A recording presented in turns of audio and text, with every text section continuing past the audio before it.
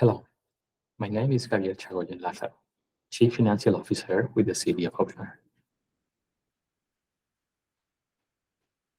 Today's presentation is an informational item to enable discussions on the city's ability to meet its capital needs for infrastructure improvements and major projects over the next 5 to 10 years planning period within the general fund. The City of Oxnard is a full-service city that provides its residents with multiple services funded from the general fund. Services include safety through the fire and police department, cultural and community services with public libraries, parks and recreation, and community development services and public works.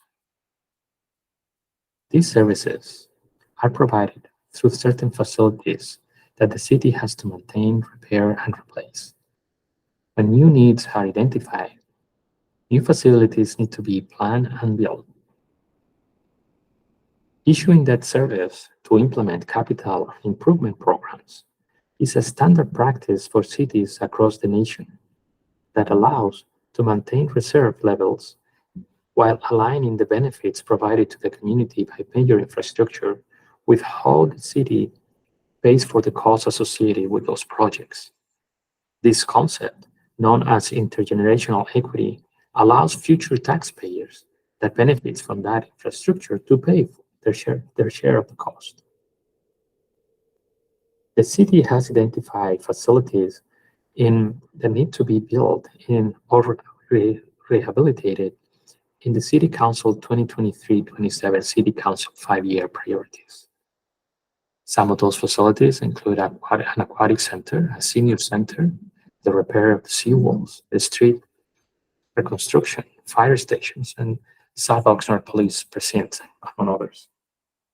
Because of the existing bond litigation, some of the projects have been put on hold or, to the extent possible, have been paid with city reserves.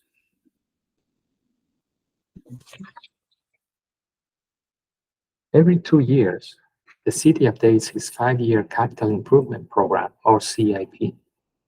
The CIP identifies replacement and rehabilitation projects, new infrastructure needs, funding sources, and the alignment with the city's strategic priorities. The debt management policy and the reserve policy set targets for long-term financial planning.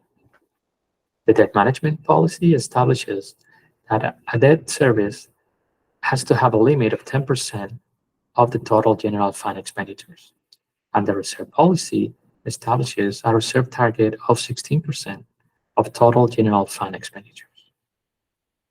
Due to the bonding litigation in fiscal year 23-24, the general fund budget did not include any new debt issuance, and projects are paid on a pay-go basis or a cash basis, reducing the reserves of the general fund. The general fund resources are limited, and incurring in new debt to support building new facilities requires the consideration of multiple factors: the evaluation of future revenues and expenditures, monitoring market conditions, the cost of new debt, the financial health of the general fund need to be considered when assessing the allocation of scarce resources to competing priorities. The staff report includes one example of this type of analysis to help assess critical decisions to prioritize projects based on the general fund's capacity to pay for them.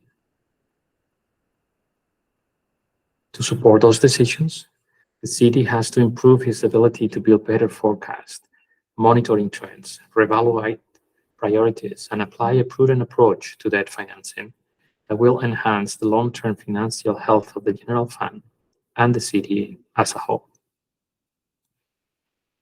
This concludes this presentation, and I will be available at the Finance and Governance Committee and the City Council to address any question. Thank you.